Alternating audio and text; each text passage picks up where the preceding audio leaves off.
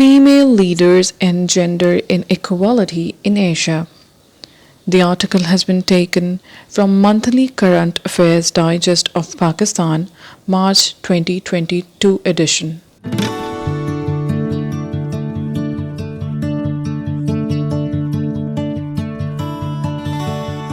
Of the 13 female leaders in contemporary Asia who have exercised national political power, only one has not belonged to a notable political dynasty, Taiwanese President Tsai Ing-wen.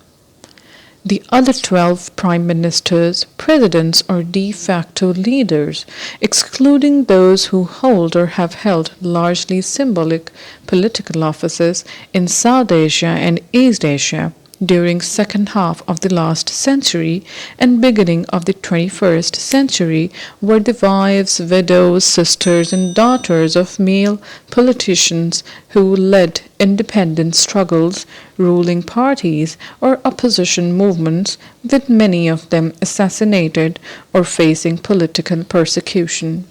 Women dynasts such as Prime Minister Indira Gandhi of India, President Corazon Aquino of the Philippines, Prime Minister Benazir Bhutto of Pakistan, and State Councillor Aung San Suki of Myanmar are among the best-known modern Asian leaders.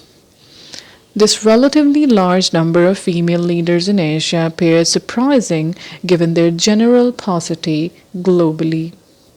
As of September 2021, only 13 of 193 countries had a female head of government, or less than 7% female Asian leaders have headed countries that mostly have high levels of gender inequality, according to the 2021 Global Gender Index report, raising questions of how they were able to break through this very low glass ceiling.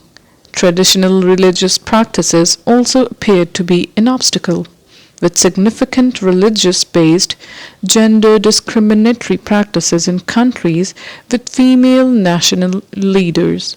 The predominantly Buddhist countries of Myanmar, Sri Lanka, and Thailand, the Catholic Philippines, where conservative religious teachings limit gender equality, and in the predominantly Islamic countries of Bangladesh, Indonesia, and Pakistan, where it is no secret that religion and state conspire against women.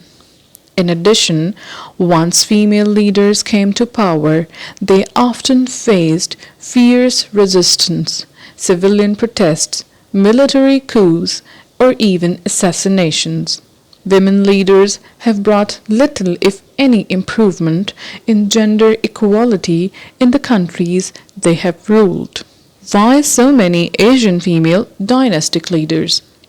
For the dozen female leaders who took power over his dead body, or at least under the sway of their father or husband's political legacy, their political inheritance was aided, not harmed, by traditional gender stereotypes in the patriarchal societies. As women, they were portrayed as apolitical, virtuous alternatives to corrupt Machiavellian men. They proved better political avatars because, judged in traditional gender terms, they were not expected to match the political qualities of their male predecessors. Instead, they were more easily portrayed as reluctant politicians, selflessly taking on a heavy political burden as mothers, daughters, or sisters of the nation. The case of Aung San Suki in Myanmar illustrates how gender stereotyping can sometimes prove a political plus. Having returned from abroad to care for her gravely ill mother, she was recruited to lead opposition to military rule in 1988 as the daughter of independence hero Aung San. She helped unite the opposition and won mass support. Many Burmese had grown up with Aung San's picture on their walls, showing he was very much alive in the country's historical lore. Despite being detained for nearly 2 decades, Aung San Suu Kyi's appeal to ordinary Burmese never waned, making her unchallenged center of anti-regime protest. She briefly became the country's de facto leader as state councillor from 2016 to 2021. Between two periods of military rule, she was again imprisoned by the military. The downfall or discrediting of female successors. Once in office, the very qualities that had helped propel women to the top began to work against them, often leading to their political downfall. Male politicians agitated against them when they began exercising authority as the women had been expected to reign, not rule. Having been presented as morally upright during political campaigns or demonstrations as leaders, they were held to high moral standards, which they were often unable to uphold, with many engulfed in corruption scandals. While several were accused of malfeasance when in power and two were imprisoned after leaving office, no case was as spectacular as that of South Korea's Park Geun-hye, who was stripped of the presidency in 2016 after mass protest and jailed in 2017. She was pardoned last year. Once seen as the incarnation of her father, President and Director Park Chung-hee, she had legendary status among conservatives, which made her the queen of elections.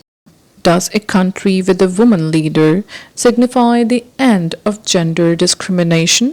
Another major cause of controversy was the national legacy these female leaders claimed to represent, based on the nationalist stance of their fathers or husbands. The first dynastic female leader in modern Asia, Sri Lankan Prime Minister Srimavo Bandaranaike, continued the intolerant pro-Sinhalese Buddhist policies of her assassinated husband, further alienating Hindu Tamils and paving the way for eventual civil war.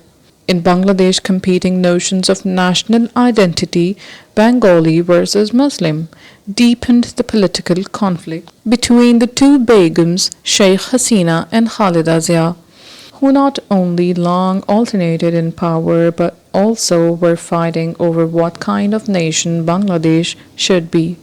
Under the guise of combating Islamic extremism, Hasina has established one-woman rule, in which she rigs elections and persecutes opponents, including Zia, who has been sentenced to a long jail term.